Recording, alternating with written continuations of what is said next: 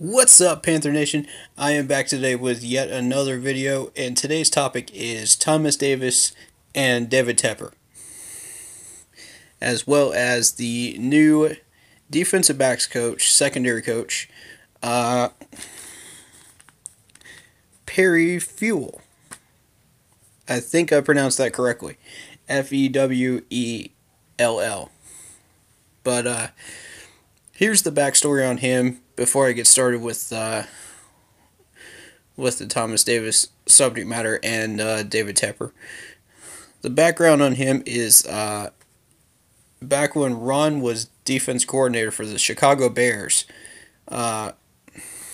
Perry was the secondary coach for him during that era, and Eric Washington was the defensive line coach during that era, all at the same time, and the same staff. So as you know, the Bears defense was very, very good. They got really, really lucky as well in some areas too, with the right players at the right time.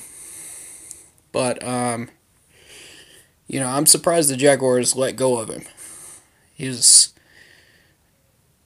That's a solid hire by our management and staff.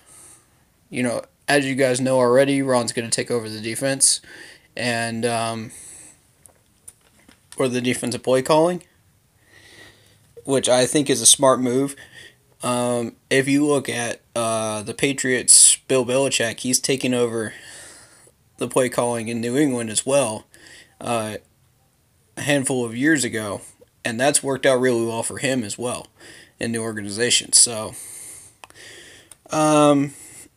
now that we've covered that, David Tepper interview. Let's get into the meat of this because there's a lot to cover here. I apologize about the lighting. It's not very good, but let's go down the list of things that we learned from that David Tepper interview. First of all, he spoke about what he learned about how people act and how they don't act in his first year. That's really significant if you really look at it, because that's exactly what you want to do as a new owner. That's exactly what you want to do as a person in position of leadership. You want to learn your personnel. You want to learn all that you can so that you can manage it properly. He's treating it as a business, which I agree with. I think that's the proper way to do this. And I'll get back to the business aspect of this in a little bit, because I have some more to add to that. The second thing, his first observations were the first half of the season we had a very good offense and an elite defense. Those were his words, and I agree. During that 6-1 time, yes, that's exactly what we had. Going into Pittsburgh. But he goes on to say communication on defense became an issue. He meant there were some coaching changes, maybe a little too late. Keywords, maybe a little too late. And as you guys know, I've touched on this several times. We let problems fester in the organization. We don't fix them right away. We let them fester. So I want to key in on those words specifically. Maybe a little too late. So there's that. The next one is the coaching changes made an impact in the last 3 games. And he highlighted the last 3 games specifically. The success of those 3 games due to what we did coaching-wise and different strategies that we used. And I would agree with that. I saw pretty much the same thing as he did. we did get better on defense. We tackled better. We came out with a better intensity. We came out playing like we really wanted to play, and like we should have been playing for the past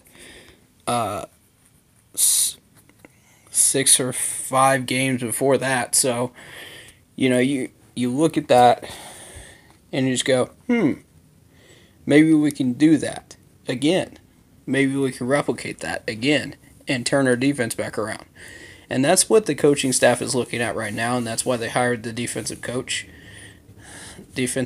secondary coach, Perry, for that specific reason. He was not named defensive coordinator because he's better at secondary work than he is at running the entire defense as a play caller. So I agree with the decision to name him as secondary coach. So offensively, Tepper went on to say that Cam's shoulder injury was the most obvious issue because we could not throw it deep. And that's a fact. Every team that was on our schedule knew it, and they took advantage of it. Every one of them. They game planned around it, and they took advantage of it. And we stalled on so many drives that it wasn't even funny. Alright, so he thinks he's got a good idea of what's going on now. Essentially, from the interview I saw, and he starts talking about the staff now. Marty. He says that Marty has a good handle on the team and the draft as well.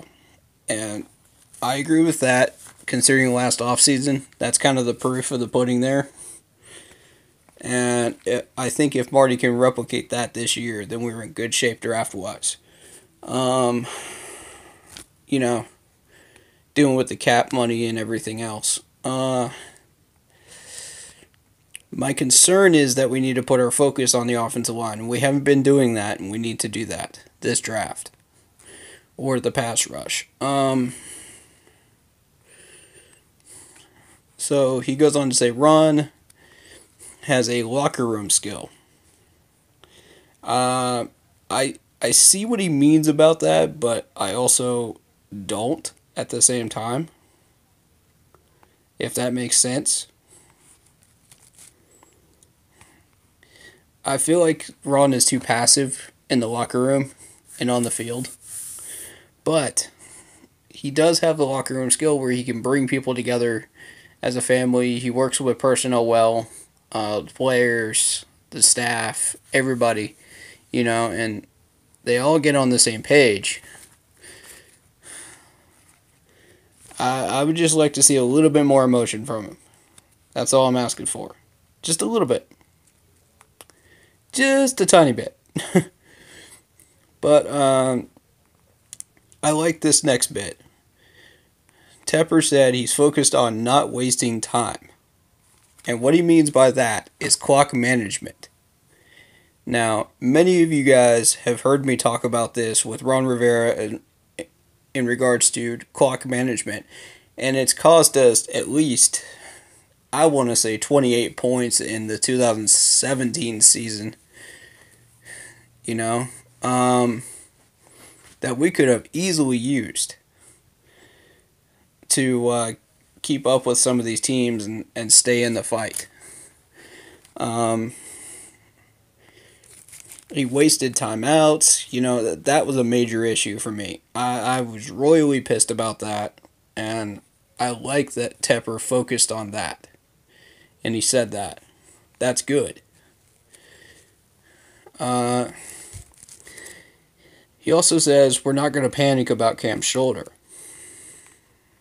He wants to try to get him out there and playing in 2019 as much as possible. And I concur with that decision.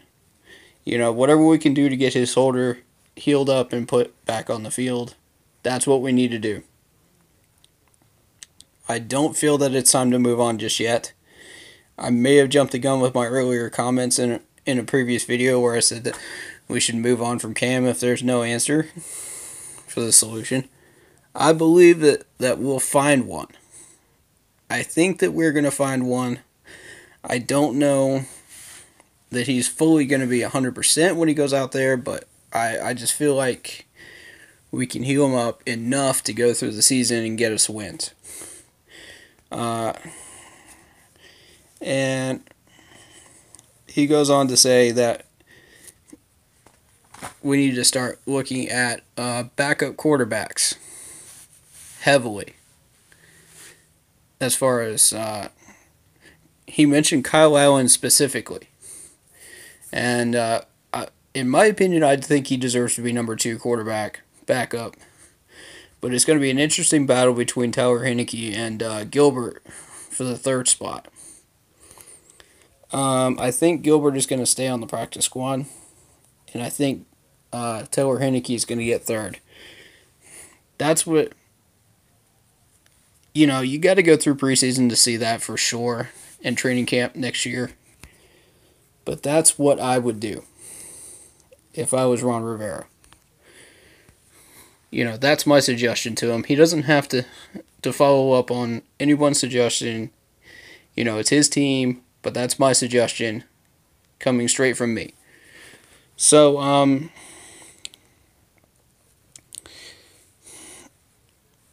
now here's a big one. He trusts the coaches, and he's not shy about hearing opinions that are different than his. And that's huge. He's open to opinions, even if they think he's dead wrong. That's awesome. That's awesome. That's the type of leadership we need in Carolina right there. Now, if Ron and Marty and the rest of these coaches would be open to that as well, then we can start getting the ball rolling again, coaching-wise, towards something really, really positive. So I wanted to point that out. He mentioned free agency. He said he's going to be selectively aggressive in free agency, and he's going to keep his options open. And what he means by keeping his options open is he's going to make sure he has enough cap room to make the decisions needed. And as many of you know, we're sitting at about 23, I think it's updated to 25 million now. I'm not 100% on that, but somewhere around in that range. It's slightly above 20 million in cap room since we're not going to re-sign Thomas Davis. So just keep an eye on that. I mentioned in an earlier video what we could do based on Jake's suggestions on how we could get up to 40 million plus in cap room for the free agent period. So if you missed that, go check that out. That's going to be in a previous video. Go look for that. On off-season move suggestions, I forget what I titled it, but I'll look for it later and probably put that in the comments section. And the biggest thing that he mentioned, and I want to highlight this hugely right now, is he says, great offensive lines give you great optionality. Put yourselves in a position to win and be lucky. Huge, huge statement from someone that understands the business. He understands teams. He understands a franchise. This man understands what's going on. And he's got a handle on it after 1 year. After 1 year of watching this team, I think he's figured us out. He's already pointed out the offensive line. He's already pointed out Cam's shoulder. He's already pointed out the staff changes that worked for the last 3 games on defense. That's a great starting point for our franchise to start looking upwards for the long-term future. And speaking of the long-term future, he is focused on long-term success. Awesome. That's what I need to hear from our Panthers owner. That is what we all need to hear. Everybody wants to win it win the Super Bowl every year. And that's always been the goal, of course, but let us not forget that Rome was not built in a day. We're running a marathon, not a sprint. And that is why I love Tepper's interview. I love everything he said in it. And I love the direction he wants to take us in. One last thing about Tepper. He does plan to have a training camp in Wofford this coming August. I want to say August because that's typically when they've scheduled it.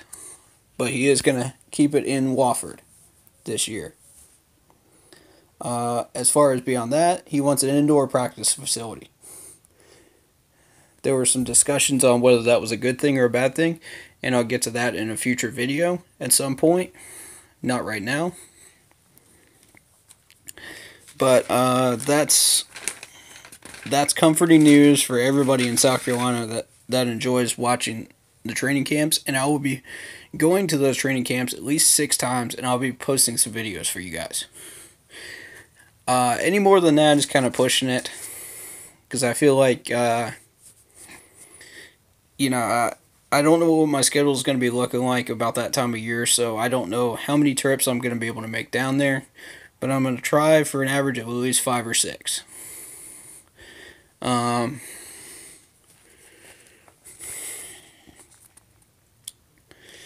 So, that being said, let's get into the comments section.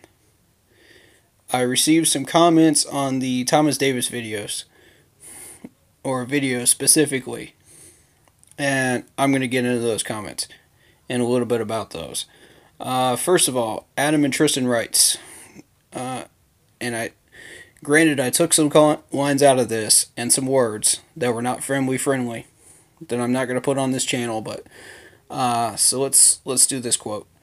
Coming from a diehard fan, we have a trash organization. I've seen enough of this team to know what I will see next year, that we will never win the Super Bowl, and that's sad to say, but we never make good moves in this organization. Stop right there. Stop right there. If you look back at some of the moves of this organization, and I don't know how far back he's referring to, but if you refer to the last 3 years, I slightly agree with you. But if you look back before 2015, I disagree completely.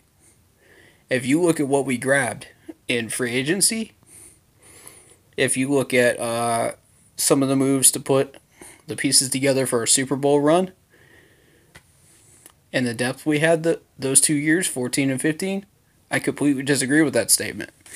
Alright, so moving on. And also, I want to point out, we made a good move today, or this week, by hiring that secondary coach. So let's move on. Nothing shocks me anymore, but I will always rep this team no matter what. I respect the loyalty. I love it. And I hope you stick around, man. Thank you. Thank you for the comment as well. While we may not agree, but we still respect each other, and, we're going to have disagreements in this fan base. It's going to happen. But as long as we respect each other, it's cool. As long as we stay loyal, it's cool. So let's move on to the second comment. Garrett Bailey writes, I'm so happy this happened regarding Thomas Davis's cutting. Thomas is old and he can't cover anymore. Stop right there. Now, if you look at, I think there was a few plays where he covered a number one wide receiver one-on-one in man-to-man coverage on a go route, way on down the field. He started out in the middle and shifted his way out to the left sideline to cover this man for about 20 or 30 yards. So Don't tell me he can't cover anyone anymore. And that's this year, folks. That's this year. That's not 2 years ago. That's this year. So keep that in focus. Alright. And that's what I assumed he meant is this year. On this next statement. The only thing he was decent at this, and I put in this year, was stopping the run. Because I think that's what he meant. Gotta disagree with that. Sorry, my man. Alright, next statement. Here is where it gets juicy in the comment section here. And I'm going to stop after both of these comments. Because I want you to focus on both of these. I don't care if he puts his soul into this team. It's a business, not a charity. Stop at that point right there. Alright. Here's where I start getting into the business aspect of it. Tepper is focused on business. Gettleman was focused on business. You saw the success of Gettleman. You saw the success of focusing on younger instead of older players. It worked. It's a step ladder process. Gettleman understood that. Tepper understands that. And the only thing that I disagree with this gentleman on is the fact that Thomas Davis is not slow anymore. He's not slow. He's still covering people. So that's the only thing I disagree with so far. But I agree with you. It's a business, not a charity. You're correct. But here's the thing. Loyalty comes into play here.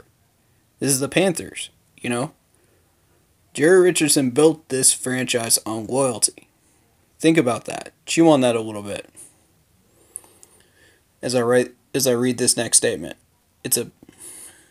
We need to get younger and faster, not older and slower. Alright.